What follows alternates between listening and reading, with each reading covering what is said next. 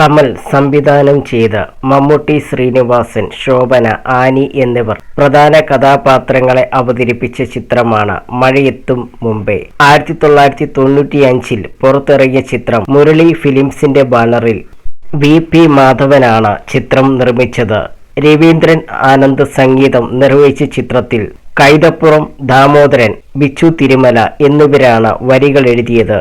ചിത്രത്തിലെ ശ്രുതി എന്ന കഥാപാത്രത്തെ അവതരിപ്പിച്ചത് ആനിയായിരുന്നു. ഇപ്പോൾ ചിത്രത്തെക്കുറിച്ച് സംസാരിക്കുകയാണ് ആനി.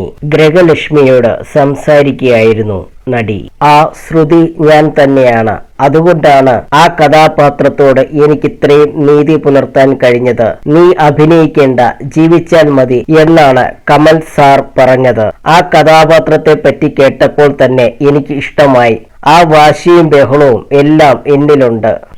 അഭിനയിച്ച സിനിമകളിൽ എനിക്കേറെ ഇഷ്ടപ്പെട്ട കഥാപാത്രം ശ്രുതിയാണ്. ആ കഥാപാത്രമാണ് കൂടുതലും ആളുകൾ എന്നെ അറിയുന്നതും. പ്രത്യേകിച്ചും അമ്മമാർ. ആ സിനിമ കണ്ടിട്ട് എന്നെ ശകാരിച്ച അമ്മമാരുണ്ട്. അത്രയും പ്രാധാന്യമുള്ള കഥാപാത്രത്തെ വിശ്വസിച്ച് എന്നെ ഏൽപ്പിച്ചതിനുള്ള എല്ലാ നന്ദിയും കമൽ സാറിനും ശ്രീനിയേട്ടനുമാണ്.